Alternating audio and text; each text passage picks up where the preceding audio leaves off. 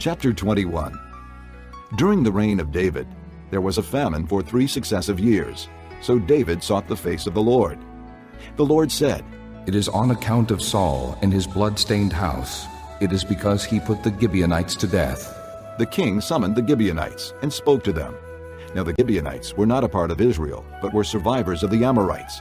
The Israelites had sworn to spare them, but Saul, in his zeal for Israel and Judah, had tried to annihilate them. David asked the Gibeonites, "What shall I do for you? How shall I make amends so that you will bless the Lord's inheritance?" The Gibeonites answered him, "We have no right to demand silver or gold from Saul or his family, nor do we have the right to put anyone in Israel to death." "What do you want me to do for you?" David asked. They answered the king, "As for the man who destroyed us and plotted against us so that we have been decimated and have no place anywhere in Israel, let 7 of his male descendants be given to us to be killed and exposed before the Lord at Gibeah of Saul, the Lord's chosen one." So the king said, "I will give them to you." The king spared Mephibosheth, son of Jonathan, the son of Saul, because of the oath before the Lord between David and Jonathan, son of Saul. But the king took Armoni and Mephibosheth, the 2 sons of Aiah's daughter, Rizpah, whom she had borne to Saul, together with the 5 sons of Saul's daughter, Merab, whom she had borne to Adriel, son of Barzillai, the Maholathite. He handed them over to the Gibeonites, who killed and exposed them on a hill before the Lord. All 7 of them fell together. They were put to death during the first days of the harvest, just as the barley harvest was beginning. Rizpah, daughter of Aiah, took sackcloth and spread it out for herself on a rock. From the beginning of the harvest till the rain poured down from the heavens on the bodies, she did not let the birds of the air touch them by day, or the wild animals by night.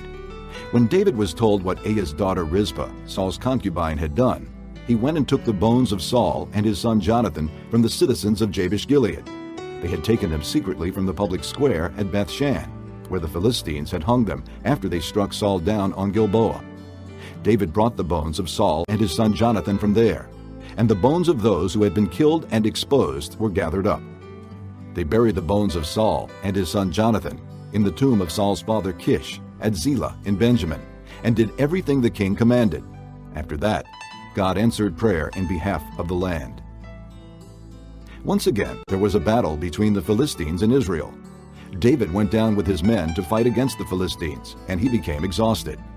And Ishbi-Benob, one of the descendants of Rapha, whose bronze spearhead weighed 300 shekels, and who was armed with a new sword, said he would kill David. But Abishai, son of Zeruiah, came to David's rescue. He struck the Philistine down and killed him. Then David's men swore to him, saying, "Never again will you go out with us to battle, so that the lamp of Israel will not be extinguished." In the course of time, there was another battle with the Philistines at Gob. At that time, Sibbecai, the Hushathite, killed Saph, one of the descendants of Rapha. In another battle with the Philistines at Gob, Elhanan, son of Jaareth-Oregim, the Bethlehemite, killed Goliath the Gittite, who had a spear with a shaft like a weaver's rod.